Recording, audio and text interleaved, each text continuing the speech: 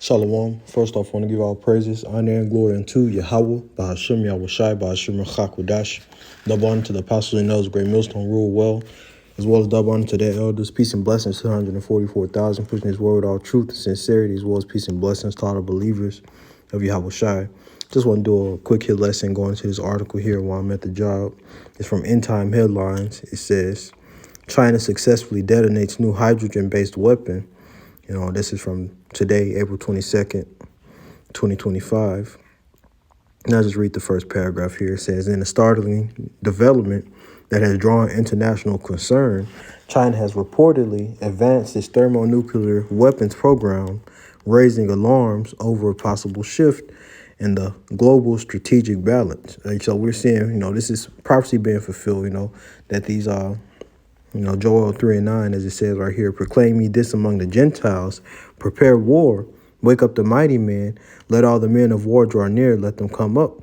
This is what we see it happen, the nation preparing war. This is just one nation, but all these other different nations over there in the Eastern Hemisphere preparing for war. That's all all it takes is a quick Google search to see that, we're living in a time of war, But verse 9 again, proclaim ye this among the Gentiles, prepare war, wake up the mighty man, let all the men of war draw near, let them come up. Beat your plowshares into swords, and your pruning hooks into spears. Let the weak say, I am strong. So get rid of those farming tools and, take up weapons of war. Prepare your nation, prepare your people to get ready to fight, to fight this last world's woe. That's what we're seeing, the buildup of that. Let's get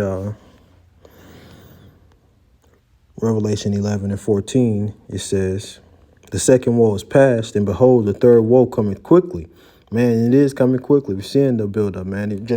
It's so much going on. We're expecting it to pop off at any moment, but, there's prophecies to be, fulfilled before that,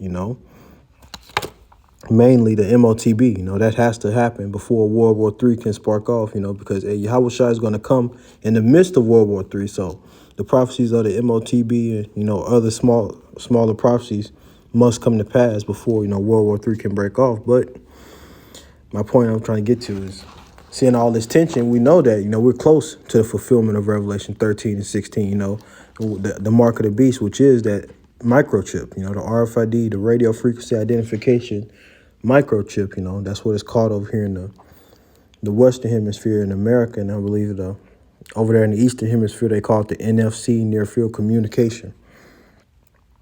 But let's didn't want to make this a long lesson, just something quick while I'm at the job. Quick hit. This is Isaiah 55 and 10. It says, far as the rain coming down from Salakia, far as the rain coming down and the snow from heaven, and returning not thither, but watered the earth, and maketh it bring forth in bud, that it may give seed to the sower, and bread to the eater, so shall my word be that goeth forth out of my mouth, that shall not return unto me void, but it shall accomplish that which I please, and it shall prosper in the thing whereto I sent it.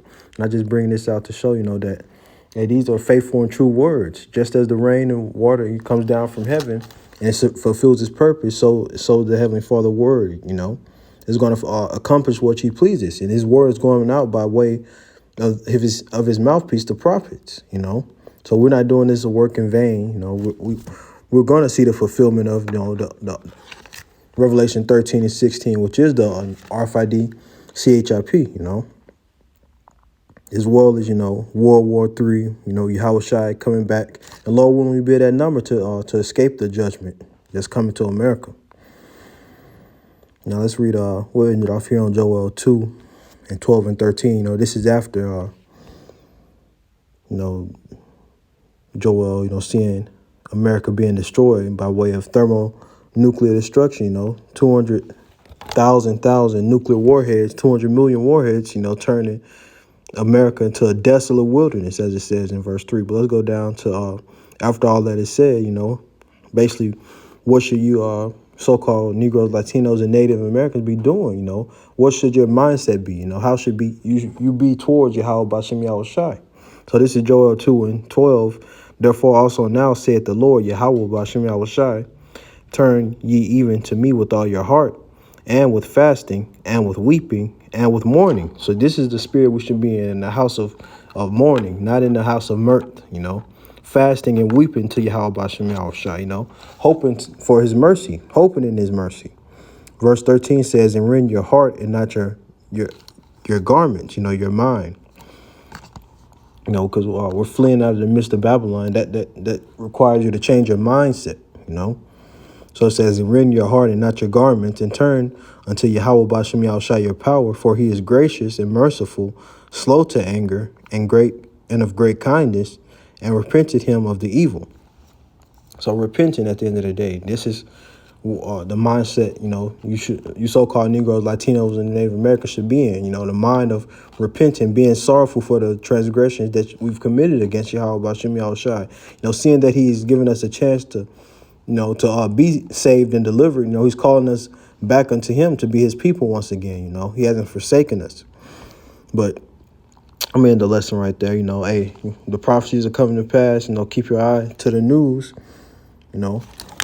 Hey, Lord willing, Esau Edom, the so-called white man, stop dragging his tail, just, come on, push it, but he wants order out of chaos, and anything could happen at any day now, to cause that chaos so he can swoop in with the solution, which is that, that RFID chip. But Lord willing, this was edifying to the point, giving all praises, honor, and glory unto Yahweh, B'Shem Yahushai, B'Shem Chakudash, double honor to the apostle and elders, great millstone who rule well.